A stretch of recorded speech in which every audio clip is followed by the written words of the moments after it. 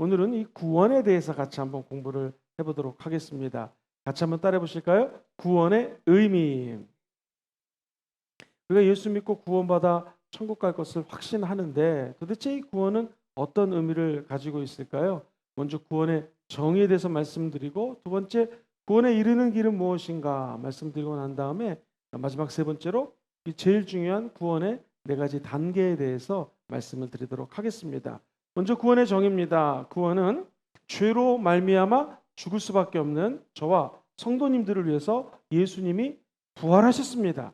부활하신 예수님만 믿으면 우리 안에도 새로운 생명력이 싹트고 움트게 된다라는 것이죠. 자, 그렇다면은 구원의 필요성에 대해서 먼저 좀 말씀을 드리겠습니다. 이 구원은 왜 우리에게 필요한가? 전적인 타락이라는 것이 있습니다. 하나님의 불순종한 아담은 완전히 다 타락해 버립니다. 도덕적으로 타락하고 모든 영적인 타락과 세상의 심지어 이 자연까지도 타락하게 되죠. 이때 필요한 것이 무엇인가? 같이 한번 따라해 보시죠. 하나님의 구원. 구원이 필요해요. 근데 구원은요, 완전한 하나님의 은혜로 받습니다. 은혜는 일반 은혜가 있고 특별한 은혜가 있어요. 일반 은혜는 누구나 다 누리는 은혜입니다. 자, 빨래했습니다. 햇볕에 말리죠. 이것을 믿거나 안 믿거나 한국 사람이나 일본 사람이나 인도 사람이나 똑같이 누리는 일반적인 은혜예요. 공기를 들여 마신다? 이거 다 일반적인 은혜죠. 그런데 특별 은혜는 무엇일까요? 저와 성도님들처럼 예수 믿고 구원받는 것. 이것이 가장 큰 하나님 주시는 특별한 은혜인 줄 믿습니다. 그래서 일반 은혜는 누구나 다 상식적으로 받는 은혜라면, 특별한 은혜는 스페셜 그레이스라는 단어를 씁니다. 스페셜한 거예요. VIP라고 하나님이 여겨 주신다는 것입니다. 구약 성경을 읽어보면 우리 예수님이 구원해 줄 거라는 것을 예표로 말한 것이 참 많습니다. 제가 강의 때 몇 번 인용을 했는데요. 여자의 후손 누굽니까? 1번 예수님, 2번 부처님. 정답?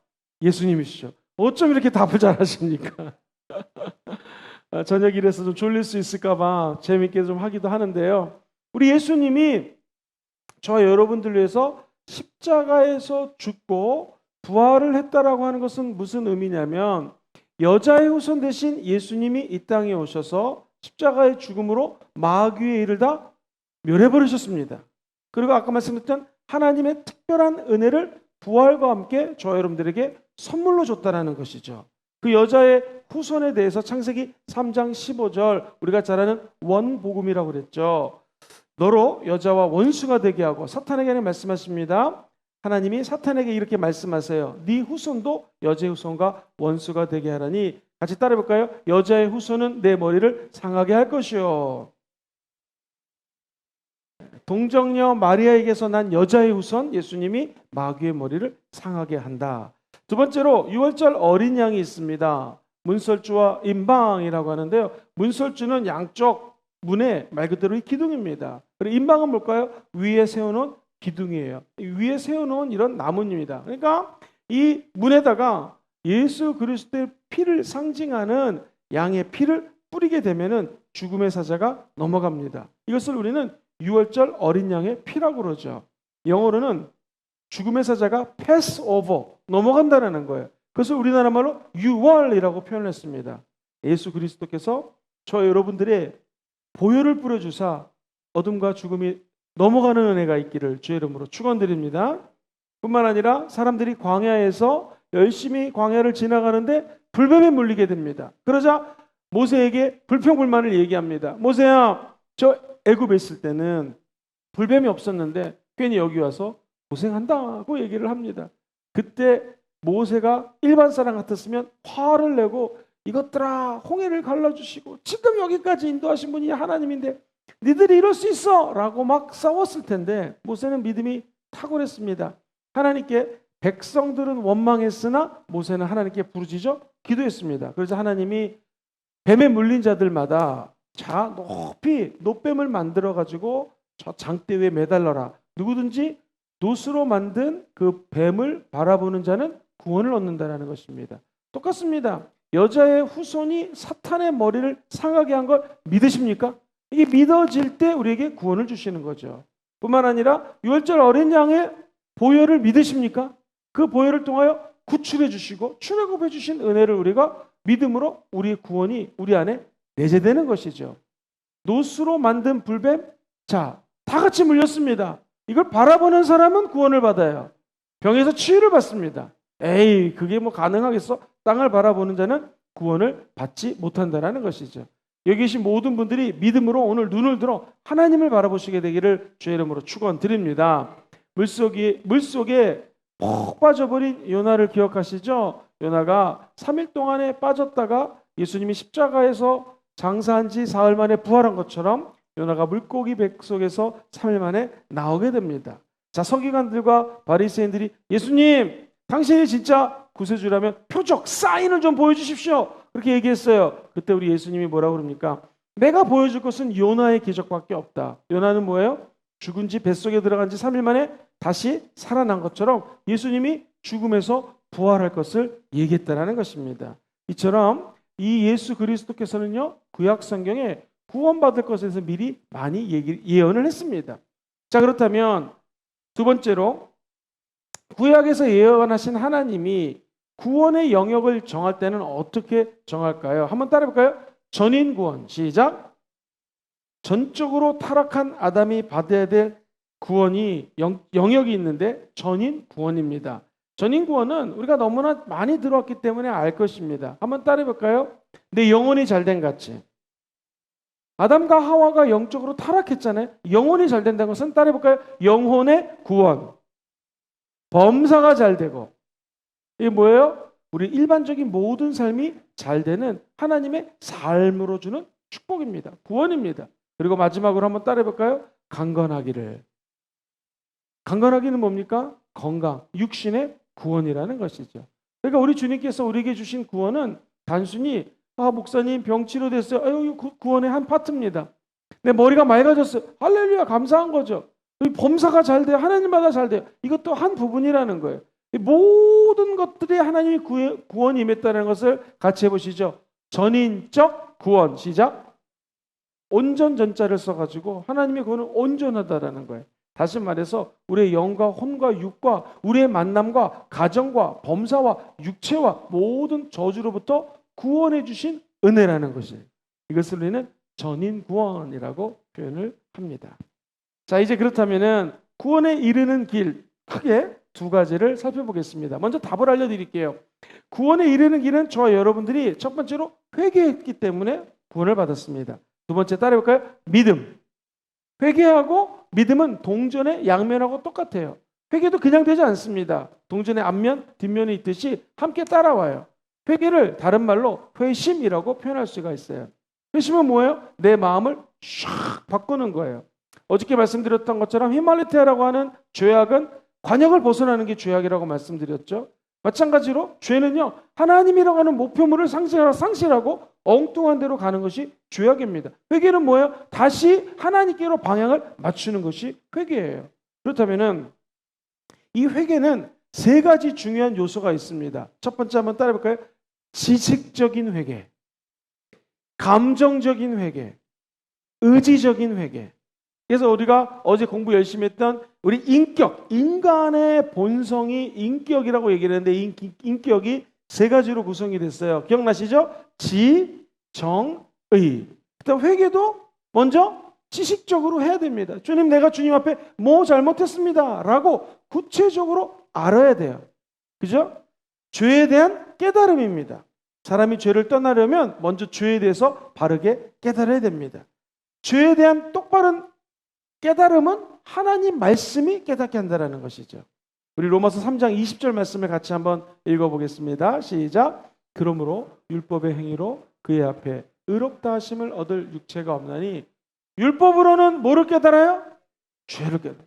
하나님의 말씀 율법으로는 죄를 깨달을 수가 있어요. 즉 지식적인 죄는 말씀에 비춰서 내 죄를 깨닫게 된다는 거예요. 아침마다 눈을 뜨면 성경 읽는 것이 이렇게 중요합니다. 하나님 말씀으로 죄를 깨달아요. 또 기도하다가 죄를 인지합니다. 그때 우리가 회개할 수 있습니다. 그런데요, 내가 100가지 회개를 한다 할지라도 심령에서 나오지 않는 회개는 회개가 아닙니다. 하나님, 내가 어떤 사람을 욕했습니다. 알았죠? 그 다음 어떻게 돼요? 가슴으로 느껴야 되죠. 그것을 감정적인 회개라고 얘기합니다. 자, 박스를 보면 한번 같이 읽어보겠습니다. 혹시 준비됐습니까? 감정 중간에 있는 거죠. 시작. 슬픔과 미움을 가리킨다. 회개는 상한 마음을 동반한다. 사람이 죄를 미워하고 슬퍼하지 않고서는 죄로부터 돌이킬 수 없다라는 거예요. 죄를 졌으면 슬퍼하고 하나님 내가 그 사람 욕을 했습니다. 내가 좌절했습니다. 잘못했습니다. 라는 상한 심령의 통해자복이 나야 된다라는 거예요. 시편 기자는 51편 17절에 이렇게 고백을 해요. 시작. 하나님께서 구하시는 제자는 상한 심령이라. 하나님이여 상하고 통회하는 마음을 주께서 멸시하지 않으니라. 계속해서 고린도후서 7장 17절 시작. 하나님의 뜻대로 하는 근심은 후회할 것이 없는 어디에 이르러요? 구원에 이르게 하는 회개를 이루는 것이요. 세상 근심은 사망을 이룬다. 오늘 세상 근심은 떠나갈지어다. 하나님이 원하시는 이 회개 상한 심령의 근심은 우리를 구원의 길로 인도한다라는 거예요. 그러므로 내가 하나님께 회개했습니다라는 것은 감정이 항상 들어간다라는 거예요. 또 기가 막힌 성경 말씀이 욥기 42장 6절에 나옵니다. 그러므로 내가 스스로 거두어드리고 티끌과 제 가운데서 회개하나이다. 주여 내 인생의 모든 것들이 부질없음을 깨닫고 하나님 앞에 죄를 뿌려가며 내가 회개합니다. 그때 우리의 죄를 주님이 용서해 준다는 것이죠. 잘 생각해 보시면 회개는 아는 것, 감정으로 끝나지 않고 따라해볼까요? 의지적인 회개. 같이 한번 박스를 읽어보세요. 시작. 죄로부터 돌이키는 의지적인 결단, 곧 죄의 청산을 가리킨다. 이것이 회개의 핵심이다. 참된 회개는 마음의 변화에서 나온 무슨 변화? 행위가 변화가 된다는 거예요. 탕자가 이에 일어나서 아버지께로 어떻게 했습니까? 돌아왔다라는 거예요. 자, 사도행전 3장 19절도 한번 읽어보겠습니다. 그러므로 너희가 회개하고 돌이켜 너희 죄 없이 함을 받으라. 이같이 하면 새롭게 되는 날이 주 앞으로부터 이를 것이요. 의지적으로 결단해서 행동으로 옮기면 아버지 하나님께로 나아갈 수 있다. 또 사도행전 11장 18절 시작. 그들이 이 말을 듣고 잠잠하여 하나님께 영광을 돌려 이르되 그러면 하나님께서도 이방인에게도 생명을 얻는 뭘 줬어요? 회개를 줬다는 거예요. 이 회개는 이방인이건 이거 예수 그리스도를 자기들은 메시아를 기다리겠던 유대인이건 상관이 없습니다. 누구나 상한 마음으로 심령을 회복하고 회개하는 자에게는요. 마음을 심령을 돌이키게 할 뿐만 아니라 따라서 행동을 돌이키게 합니다. 이게 회개라는 것이죠. 관역이 벗어났으면 다시 관역을 하면서 방향을 틀어버리는 게 회개라는 것입니다. 그래서 여러분들이 평생 하나님 앞에 내가 구원받았습니다 라는 것은 회개를 통해서 구원받았다. 다시 말해서 회심 사건을 했다라는 것입니다. 평생에 우리 자녀들을 위해서 기도하실 때요. 하나님 자녀들이 세상으로 나갈랑 말랑 할 때 어떻게 해야 돼요? 다시 주 앞으로 샥 돌아오게 도와주시옵소서. 이 회개 사건이 나타날 수 있도록 기도해 주셔야 됩니다. 어렸을 때 교회 다니는 아이들은요. 지적으로 회개를 잘해요. 상한 심령으로 회개하는 게 좀 어려워요. 여기까지 되지만 의지적으로 확 바꾸는 게 쉽지가 않습니다. 이것은 회개도 결국에는 내가 회심하는 것 같지만 사실은 하나님의 영이 은혜를 주셔야 돼요. 그래야지 회개할 수 있다는 것입니다. 왜? 우리의 지정의 인격을 역사하시고 조종해 주시는 분이 하나님의 영, 성령이기 때문에 그렇습니다. 동전의 양면이라고 그랬죠? 첫 번째가 뭐예요? 회개가 있다면 두 번째 동전의 또 다른 면은 뭐예요? 믿음이에요. 회개하고 믿어서 구원받는다라는 것이죠. 믿음의 대상은 누구십니까? 한번 따라해볼까요? 예수 그리스도. 죽을 때까지 천국 갈 때까지 믿고 따를 분은 오직 예수님이라는. 누가 십자가에서 죽은 지 장사한 지 사흘 만에 부활하셨습니까? 예수님. 지금 여러분들의 상한 심령을 어루만져주는 분이 누구십니까? 죄로부터 구원해 주신 분이 누구예요? 예수님. 질병으로부터 치유해 주시는 분이 누구세요? 예수님. 내 상한 심령을 회복해 주신 분이 누구세요? 예수님. 누가 성령 부어주셔요? 예수님. 그렇죠? 우리 영적 신랑이 누구세요? 예수님. 누가 우리에게 저주로부터 저주가 있다면 이 저주를 다 샥 없애주시는 분이십니까? 예수님. 이게 정답은 모든 게 예수님이에요. 예수님이 해답이십니다. 다른 데서 해답 찾지 마시고 오늘 저 여러분들이 이 강의를 통하여 예수가 해답인 것을 깨달아야 됩니다. 믿음의 대상은 오직 예수라는 거예요. 아무리 저와 여러분이 믿음이 좋은 사람이 있다 할지라도 그 사람을 믿으시면 안 됩니다. 심지어 목사님도 믿지 마십시오. 왜? 인간이기 때문에 그래요. 우리 누구만 믿어야 됩니까? 살아 역사하시는 하나님의 아들 예수만 믿어야 된다는 거예요. 그러면 우리는 구원에 참여하게 될 것입니다. 아까 제가 회개할 때 지, 정, 의 세 개로 회개해야 된다고 그랬죠. 믿음도 똑같습니다. 한번 따라볼까요? 지적인 믿음, 감동 또는 감정적인 믿음이 있어야겠죠. 마지막 의지적인 믿음이 있어야 된다는 거예요. 그럼 박스를 보고 읽어보겠습니다. 먼저 지식, 시작. 믿음이란 우리를 향하신 하나님의 구원에 대한 확신인데, 그것은 그리스도 안에서 값없이 주어지는 약속의 말씀의 지식에 기초하여 성령님에 의해 우리 마음에 계시되고 어떻게 돼요? 확인된다. 여기서 중요한 건 뭐냐면 약속의 말씀의 지식에 기초한다는 거예요. 결국 믿음도 뭘 믿는 거예요? 하나님의 말씀을 믿는 거예요. 우리가 잘 아는 예수 그리스도, 제가 아까 말씀드렸던 것들이 다 성경에 적혀져 있지 않습니까? 그가 채찍에 맞음으로 나음을 입었습니다. 예수를 믿는 거죠. 하나님 말씀에 있는 거예요. 하나님의 아들 예수님이 사람이 떡으로만 살 것이 아니라 하나님 입에서 나오는 뭘로 살아요? 말씀으로 산다고 그랬잖아요. 그래서 우리는 그 말씀을 믿게 된다는 것이죠. 그래서 그러니까 믿음도 하나님의 말씀 지적으로 알아야 된다는 거예요. 우리가 왜 이렇게 다니엘 말씀 양육을 합니까? 그것은 말씀을 내 머리에 넣기 위해서. 다시 말해서 바꿔 얘기하면 따라해볼까요? 믿음이 들어오기 위해서.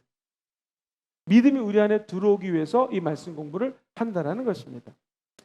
믿음은 들음에서 나고, 들음은 그리스도의 말씀이에요. 우리 강의를 듣다가 믿음이 자라나게 될 것입니다.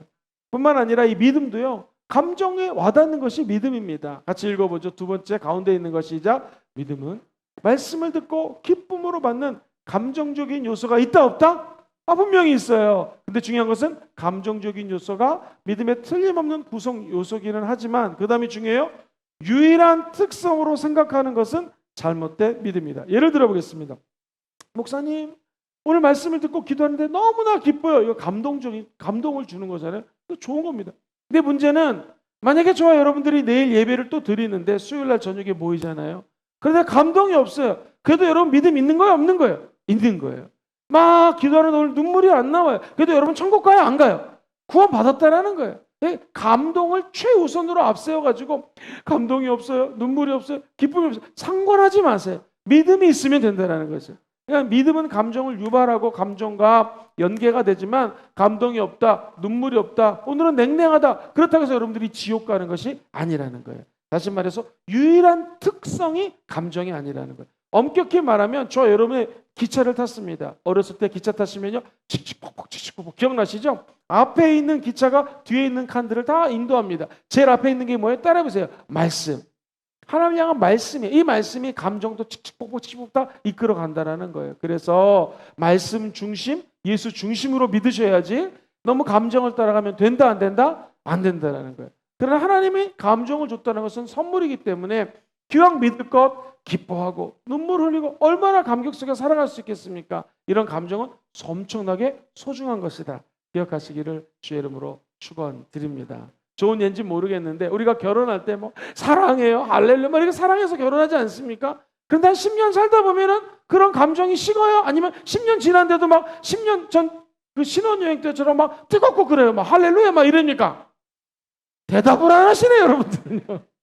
사람은 쉽게 돼 있지 않습니까? 그죠? 그래도 감정은 없지만 내 남편이에요, 내 아내예요, 변하지 않습니다. 예수님도 똑같다라는 거예요. 감정이 있으면 좋지만 너무 감정에 치우치면 안 된다. 더 중요한 건 뭐예요? 믿음은 의지적인 결단과 의지력과 연계가 된다는 거예요. 자, 제일 밑에 있는 의지 읽어봐요. 시작. 믿음의 의지적인 요소는 지적 및 감정적인 요소의 결과물이다. 믿음의 의지적인 요소에는 하나님에게 복종하는 마음과 예수님을 구주로 모시는 것이다. 한번 따라해 볼까요? 하나님에게 복종하는 마음. 시작. 구주로 모셔드리는 일. 자, 한번 보십시오. 이 믿음이 의지적인 요소라는 것은 첫 번째, 저 여러분들이 예수 그리스도를 따라해 보세요. 영접. 시작. 예수님을 영접했다라는 거거든요. 두 번째는 뭐냐면은 영접한다면은 따라해 보십시오. 예수님 바라보기. 시작. 예수 그리스도를 바라보는 게 믿음의 의지적인 결단입니다. 아까 말씀드렸던 것처럼 노뱀을 장대에 높이 매달아서 달았습니다. 바라보면 구원을 얻습니다. 안 바라보면 구원을 못 얻는다라는 것이죠. 자, 세 번째 한번 따라 볼까요? 예수님께 나아오기. 시작. 예수님께 나와오는 것이 바로 이 믿음입니다. 그리고 네 번째 한번 따라 보시죠. 예수님의 살과 피. 시작. 예수님의 살은 무엇입니까? 예수의 살을 먹는다는 것은 성찬식 때 우리가 떡을 먹는 거죠. 예수님의 피는 무엇입니까? 성찬식 때 우리가 포도주를 마시는 거예요. 그러니까 성찬식이 왜 중요하냐면은 예수님의 살을 먹고 예수님의 피를 마심으로 예수 그리스도를 의지적으로 믿는다는 것을 만민들 앞에 표현하는 것. 이게 성찬식입니다. 이 코로나 때문에 우리 순복음교회에서는 매달 첫 번째 주일 성찬식을 못하는데 너무 하는데 이 코로나 때문에 못하고 있어요. 너무 마음이 아픕니다. 저 여러분들이 비록 성찬식은 하지 않지만 늘 믿음으로 예수의 보혈을 맞으시고 예수 그리스도의 몸을 우리 마음속에 늘 받아들이는 역사가 있기를 주의 이름으로 축원드립니다. 그래서 아마 2022년도부터는 우리가 성령 비전 캠프라는 것을 열심히 준비하고 있습니다. 그 성령 비전 캠프는 아마도 3일 정도 함께 모여서 엄청 뜨거운 영적인 축제가 될 터인데 그때 성찬식을 많이 합니다. 그 이유는 뭘까요? 성찬식 할 때 놀라운 믿음의 역사가 나타납니다. 예수 그리스도가 그 성찬식 할 때 임재하죠. 그리고 그 예수의 흘리신 피와 예수님이 찢기신 살을 먹는 것은 우리의 죄 사함 받기 위해서 예수님이 찢긴 살이요 흘리신 피라는 것이 내 눈에 가시화되면서 내 마음속에 믿음으로 다가옵니다. 그리고 의지적으로 결단하게 돼요. 이 성령 비전 캠프는 호주에서 엄청난 반향을 일으켰는데 예를 들면은 알코올 중독자가 성찬식 하다가 알코올 중독이 끊어집니다. 마약은 끊기가 하늘의 별따기입니다. 마약 중독은 정말 어려운데 마약 중독자가 성찬식 하다가 마약이 진짜 끊겨버립니다. 이게 어떻게 가능할까요? 예수를 믿으면 이런 기적이 우리 삶에 나타날 수 있다는 거예요. 예수 믿는 것도 지적으로 믿고 감정으로 믿을 뿐만 아니라 의지적으로 결단하고 예수를 끊임없이 바라보십시오. 뿐만 아니라 예수님 앞으로 여러분이 의지적으로 나오셔야 됩니다. 오늘 TV 앞에서 예배드리는 분들, 유튜브로 예배드리는 분들 하나님께 나왔기 때문에 우리 안에 믿음이 자라나게 될 것입니다. 뿐만 아니라 예수 그리스도의 피와 예수 그리스도의 살을 먹고 마실 때 우리의 믿음이 더욱더 강해진다는 거예요. 예수 영접하고 난 다음에는 의지적으로 주님께 나와야 되고요. 성찬식에도 참여해야 됩니다. 자, 그렇다면 잘못된 믿음이 있거든요. 그게 뭐냐면은 여러분 갖고 있는 139페이지에 보게 되면은 성경과 교리를 지식적으로만 믿는 것은 어떤 믿음이라고요? 잘못된 어떤 메시지든지 지식적으로만 믿으면 안 된다는 거예요. 한번 예를 들어 보겠습니다. 아까 제가 회개를 설명드렸는데 한쪽 동전이 회개고 한쪽이 믿음이라고 그랬잖아요. 근데 여러분 한번 생각해 보세요. 일반적인 후회가 있어요. 근심이 있어요. 이게 진정한 회개입니까? 아닙니까? 아니에요. 예를 들면 내가 뭐뭐 할 걸, 내가 그때 중학교 때 공부를 열심히 할 걸, 고등학교 때 영어를 열심히 외울 걸, 대학교 때 내가 딴짓하지 말 걸, 그때 내가 이 남자랑 결혼하지 말 걸, 그때 날 따라다니는 미스터 김, 미스터 박, 미스터 최 많은데 하필이면 미스터 전 이상한 남자 결혼했다.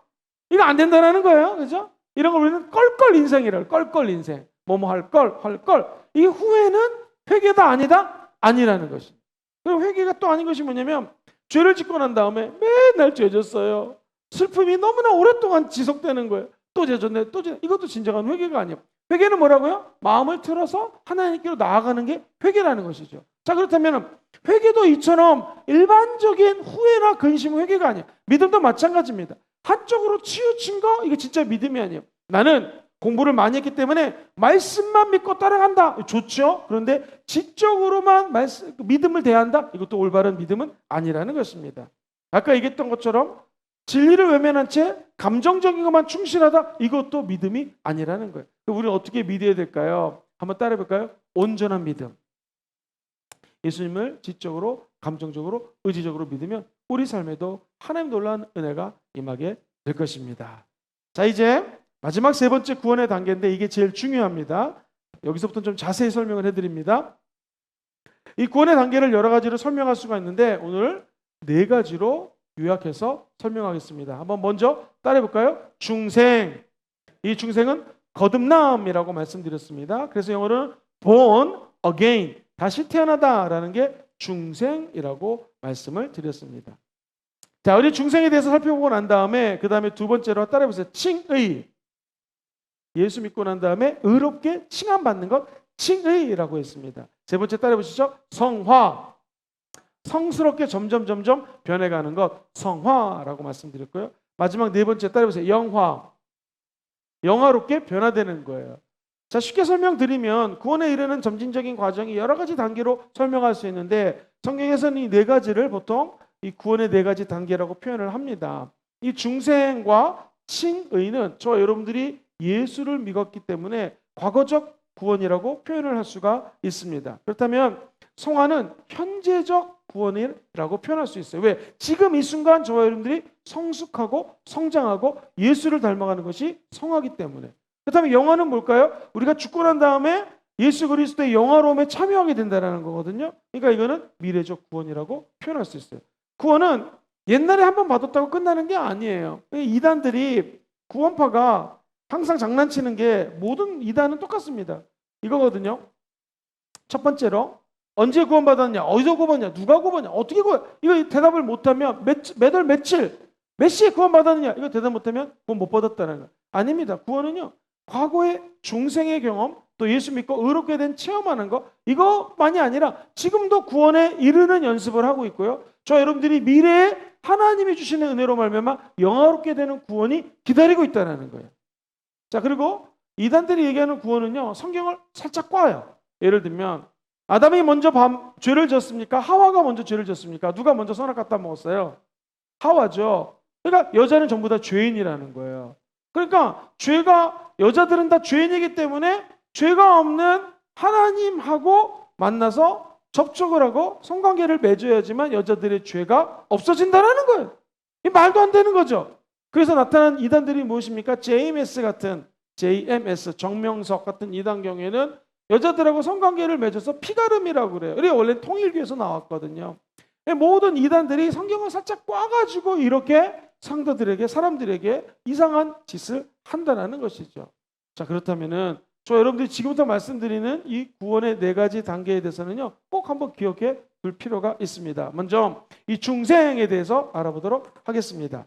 자, 우리 요한복음 3장 5절 같이 한번 읽어보겠습니다. 시작. 예수께서 대답하시되 진실로 진실로 너에게 이르노니 사람이 물과 성령으로 나지 아니하면 하나님의 나라에. 자, 예수님이 진실로 진실로 뭐예요? 강조법이라고 그랬죠? 헬라어에는 진짜 뭐 이런 말들이 없기 때문에 진실로 진실을 두 번 썼어요. 사람이 뭐하고 뭐로 나지 않으면 하나님 나라에 들어갈 수가 없다? 물과 성령으로 거듭나야지 하나님 나라에 들어갈 수가 있다. 그러니까 구원을 위해서는 필요한 게 뭐다? 거듭남이라는 거예요.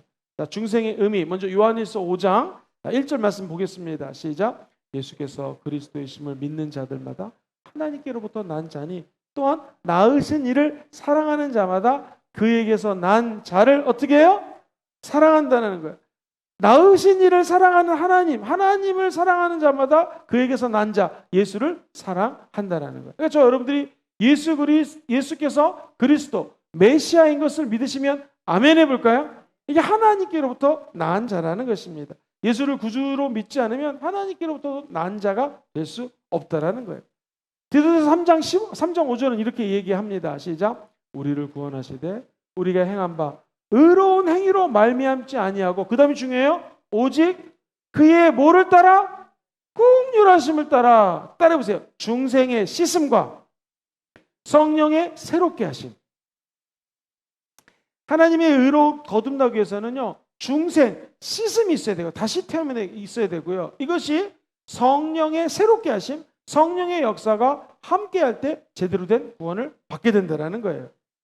자, 또 하나 구원은 무엇인가? 내가 예수님과 함께 영적으로 결혼하는 거거든요. 그러니까 이제 나는 예수와 함께 연합이 돼요. 내가 죽고 예수가 사는 거예요. 갈라디아서 2장 20절 시작. 내가 그리스도와 함께 십자가에 못 박혔나니 그런즉 이제는 내가 사는 것이 아니요 오직 내 안에 그리스도께서 사시는 것이라. 이제 내가 육체 가운데 사는 것은 나를 사랑하사 나를 위하여 자기 자신을 버리신 하나님의 아들을 믿는 믿음 안에서 사는 것이다. 결국 예수님의 죽음이 내 죽음이 되는 것이 구원이라는 것입니다. 예수 죽음이 내 죽음이 되면 그 다음부터 죽음이 겁나지 않습니다.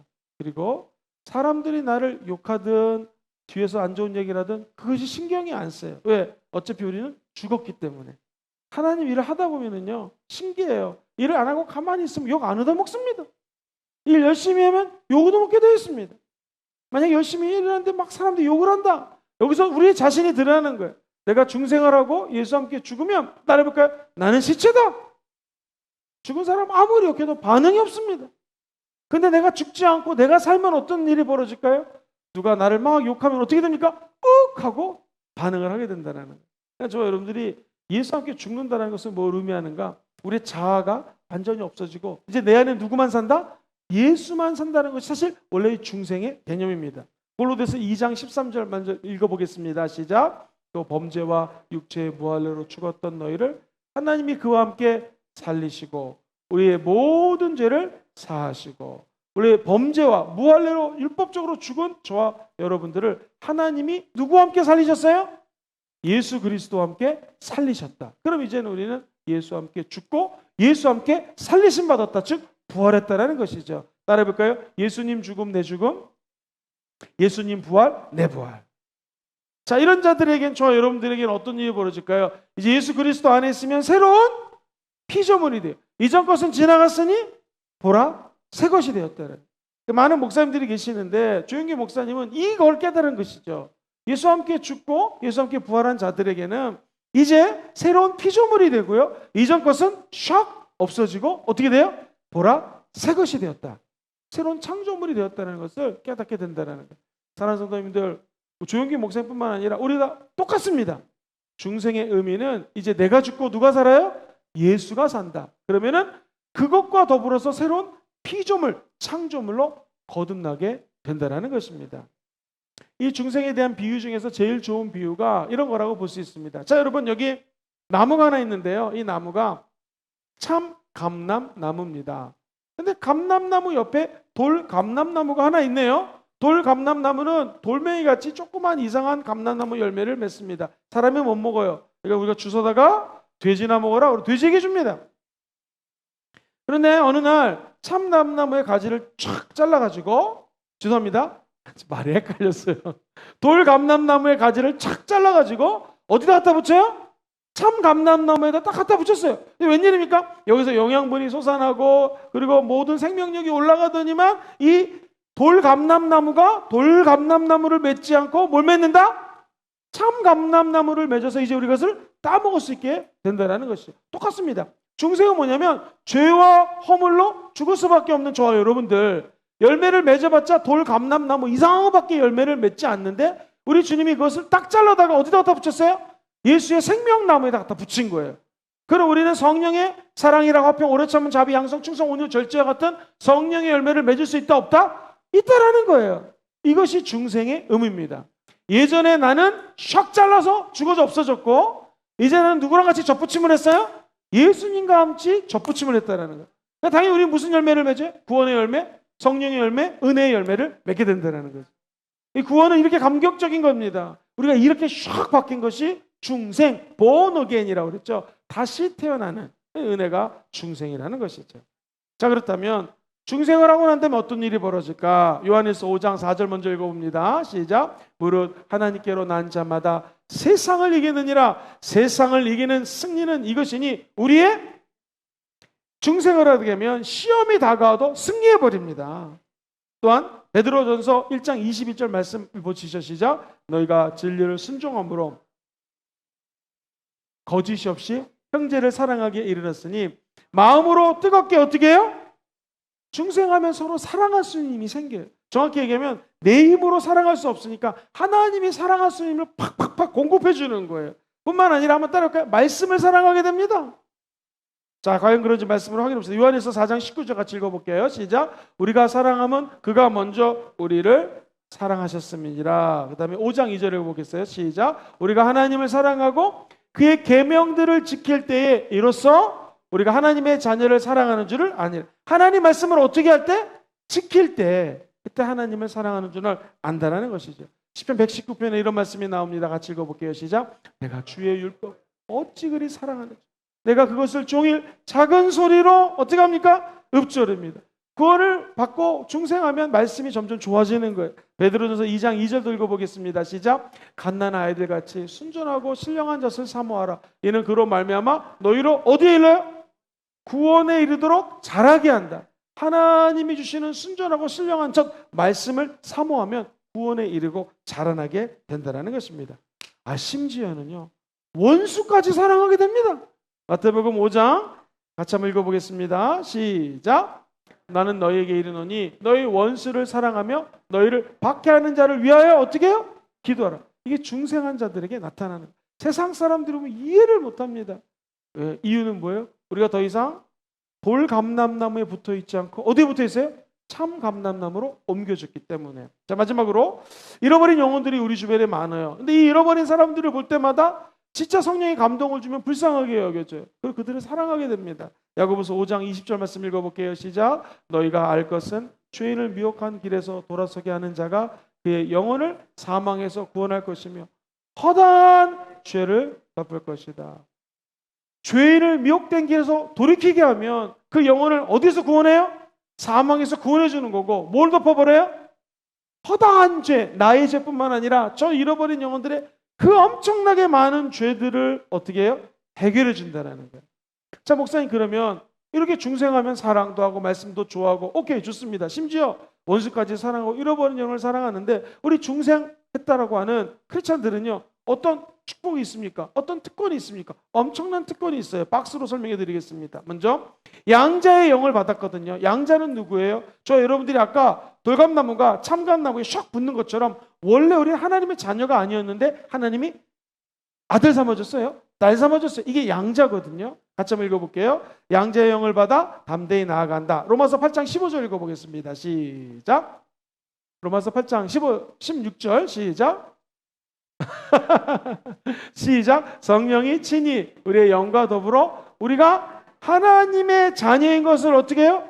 증언해. 하나님의 영을 받아서 하나님의 자녀인 것을 증언해. 갈라디아서 4장 5절과 6절 기가 막힌 말씀이 적혀져 있어요. 한 번 더 읽어봅시다. 시작. 율법 아래에 있는 자들을 속량하시고 우리로 아들의 명분을 얻게 하려 하심이라. 6절.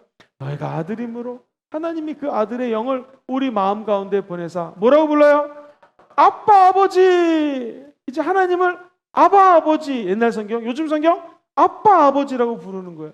얼마나 큰 축복입니까? 이제 하나님은 여러분의 아빠 아버지십니다. 하나님은 아저씨가 아닙니다. 아버지가 되셨다라는 거예요. 이게 우리 예수 믿고 구원받은 중생한 사람들이 누리는 축복입니다.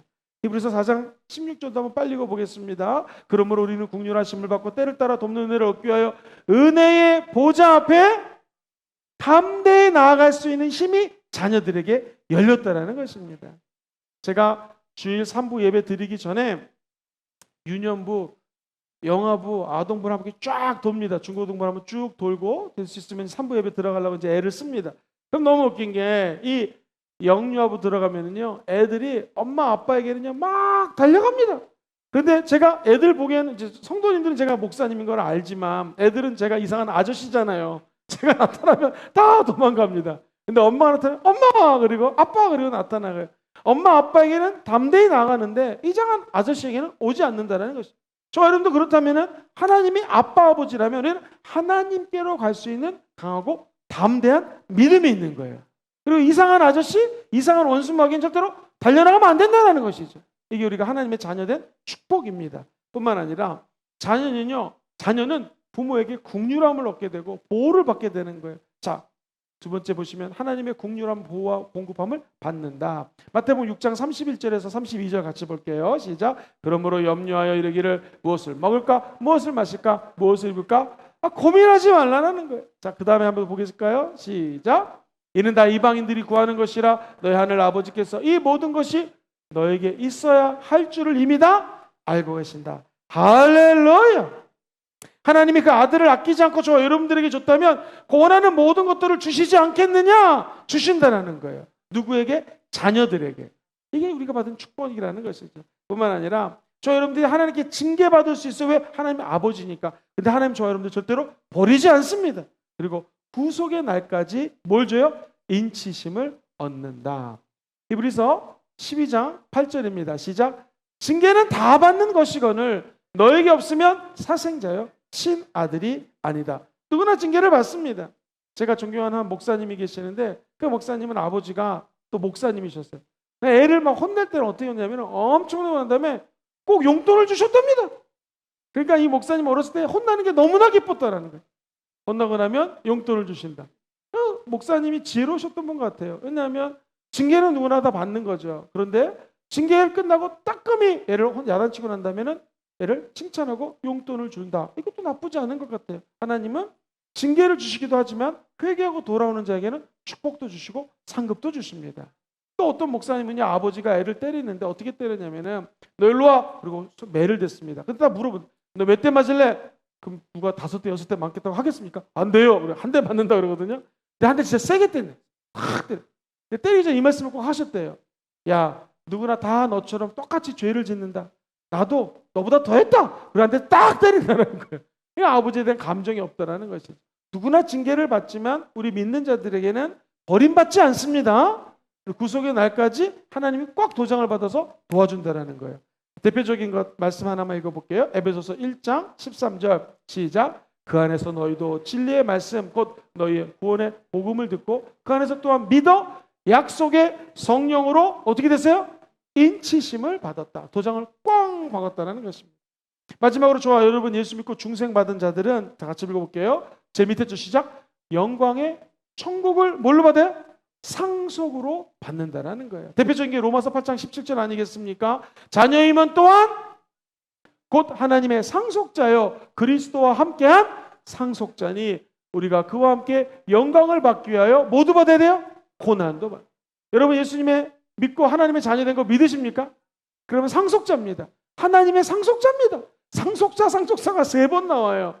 올해 영어로는 heritage라고 그러거든요. 하나님의 유산이 엄청나다라는 것입니다. 그 상급 중에 가장 큰 상급은 천국 가는 것인 줄 믿습니다.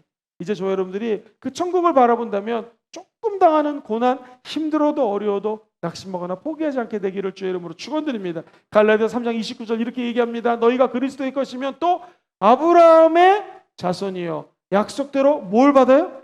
유업을 이을 자. 하나님이 주신 엄청난 유업을 이을 자라는 것입니다. 영화를 보면 난장판으로 살던 사람이 갑자기 자기 부모나 자기 할아버지 유산을 받고 난 다음에 넉넉해지는 장면들이 많이 나옵니다. 마찬가지입니다. 예수 믿기 전에는 죽어 마땅했는데 이제 예수 믿고 보니 엄청난 유산이 유업이 기다리고 있다. 자, 누가복음 12장 32절도 읽어보겠습니다. 시작. 적은 무리여 무서워 말라. 너희 아버지께서 그 나라를 너희에게 주시기를 기뻐한다. 그 나라를 우리에게 준다는 것입니다. 좀 말씀을 이렇게 한번 좀 비유를 한번 해보겠습니다. 사랑하는 성도님들 제가 그림을 하나 그려보겠습니다. 자, 이게 말입니다. 말이고 다리가 있습니다. 이런 그림을 그릴 수 있는 사람 저밖에 없습니다. 할렐루야. 자, 농담이고요. 두 번째 말이 있습니다. 세 번째 말이 있습니다. 여기 이제 마부가 이 세 말을 이렇게 연결을 해가지고 마차를 끕니다. 마차를 끌어요. 이게 마부입니다. 자, 그렇다면은 이 말이 첫 번째 한번 따라해볼까요? 지, 정, 의. 우리가 공부했던 지정의라고 생각해 보겠습니다. 예수 믿고 구원받았다는 것은 아까 회개도 지정의, 믿음도 지정의자 그랬잖아요. 그럼 이 중생도 결국 하나의 인격이 우리 생각이 있어요. 사고가. 그 다음에 우리 마음속에 감정이 있어요. 의지가 있단 말이에요. 예수 믿기 전에는 내 인격, 이 지정의가 예를 들어 이렇게 탁탁탁 말을 모는데 얘네들이 지금 여기가 서쪽이에요. 서쪽으로 막 가는 거예요. 그죠? 그러면은 마부가 이게 자아입니다. 자아가 나의 갈 길을 서쪽으로 틀어서 내 지정의, 내 인격이 얘를 이렇게 몰고 가는 거거든요. 그럼 중생은 뭐냐면은요, 예수 믿고 낳게 되면 우리의 인생의 방향이 바뀌게 된다는 거예요. 엄격히 말하면 예수님이 내 안에 들어와서 내 삶의 목표가 저쪽 서쪽으로 나가는 것이 아니라 이제 하나님의 뜻, 하나님의 말씀, 예수 십자가, 은혜, 축복, 영생, 그리고 성령 충만, 교회 나와서 하나님을 앙망하는 쪽으로 이게 바뀌게 된다는 거예요. 자, 보세요. 제가 마부입니다. 이쪽으로 달리다가 이게 아니네. 어떻게 하면 됩니까? 중생했으면 이거 지정의를 샥 바꿔버리는 것이죠. 그러니까 내가 만약에 예수 그리스도를 믿고 났다라고 하는 것은 뭐냐면 내 삶의 방향이 바뀌는 것입니다. 자, 만약에 제가 예수 믿었으면요, 공부를 지지를 못했는데 갑자기 잘한다 이런 일 없습니다. 갑자기 예수 믿는다고 축복이 이런 거 없습니다. 갑자기 막 욕을 많이 하던 사람이 예수 믿자마자 확 변한다 이런 거 없어요. 그럼 도대체 중생은 무엇이냐? 거듭남은 무엇이냐? 한마디로 얘기하면 가던 길의 삶의 목표와 방향이 샥 바뀌는 거예요. 어찌 보면 나는 그대로 있는 것 같은데 이제 내 안에 성령이 들어와서 더 이상 네 갈 길은 이쪽이 아니다. 불의의 길로 가지 말고 의의 길로 가라는 것입니다. 저주의 길로 가지 말고 무슨 길? 축복의 길로 가라는 거예요. 더 이상 너의 자아가 질병 가지고 고생하지 말고 이제 치유의 길로 가라는 것입니다. 지옥으로 가지 말고 어디로 가요? 천국으로 가야 된다는 것입니다. 근심과 슬픔의 길로 가지 말고 어디로 가요? 영생과 하나님 주시는 놀라운 축복의 길로 가라는 것입니다. 더 이상 비탄과 좌절과 상심과 자살할 마음, 우울한 마음, 이것이 아니라 기쁘고 밝고 환한 마음의 길로 바꿔버리라는 것입니다. 이제 내 자아가 성령이 들어오니까 이걸 깨닫게 된다는 것이죠. 나의 성향이나 어찌 보면 성품은 그대로 있을 수 있지만 내 인생의 방향이 완전히 어떻게 됐다요? 틀어지는 거예요. 이게 구원에 있어서 가장 중요한, 따라해보세요, 중생, 거듭남, 이 비밀입니다. 이게 마귀라든가 이단은 이거 갖고 장난을 치는 거예요. 중생을 했다면 이 사람을, 이 이단의 괴수를 믿어야 된다. 이게 말이 됩니까? 한 이단은 내가 집사님 집에 신방 가고 싶지만 성도가 너무 많아서 못 가. 그러니까 내가 성령을 보낼게. 성령이 당신 집으로 신방 갈 거야. 이거 이단이죠. 하나님이 아닌데 성령을 어떻게 부릴 수가 있... 말도 안 되는 거예요. 하나님은 성령님은 하나님이지 않습니까? 이런 이단의 길로 가던 저와 여러분들, 내 자아가 이제 어디로 가요? 영원한 진정한 메시아여 구세주가 되신 예수께로 방향을 틀어버리라는 것입니다. 오늘 저와 여러분들이 강의를 듣다가 다른 거 다 잊어먹어도 좋습니다. 이 구원의 의미 중에서 중생은 무엇인가? 거듭났다는 건 무엇인가? 과거에 죽을 수밖에 없고 이상한 열매를 맺는 저와 여러분들이 잘라졌습니다. 예수와 함께 죽었습니다. 그리고 이제 예수와 함께 어떻게 됐어요? 첫부침을 당했다라는 거예요. 하나가 됐어요. 따라해보세요. 예수와의 연합, 예수님과의 하나됨, 예수님 죽음, 내 죽음 다 똑같은 말이에요. 이처럼 예수님과 하나가 되고 연합이 되고 예수 그리스도 안에서 나의 과거의 옛 성품이 죽어져 버리면 이제 성령의 열매를 맺을 수 있다 없다? 있다라는 거예요. 그럼 중생이라고 하는 것은 뭐다? 내가 마부의 내 안에 있는 내 자아가 의지적으로, 감정적으로, 지적으로 막 따닥따닥 이쪽으로 가던 우리를 성령이 감화감동을 주니까 이쪽 길이 아닌가벼, 이 산이 아닌가봐 하면서 어디로 틀어요? 하나님께로 방향을 완전히 틀어버리는 것. 이게 무슨 뜻이라고요? 중생, 거듭남. 여러분 거듭났습니까? 중생하셨습니까? 그렇다면 우리의 삶이 세상이 아니라 오늘 강의를 듣는 모든 분들이 샥 방향을 바꿔가지고 영원한 생명 대신 우리 예수님의 십자가를 향하여 달려나가시게 되기를 주의 이름으로 간절히 축원드립니다.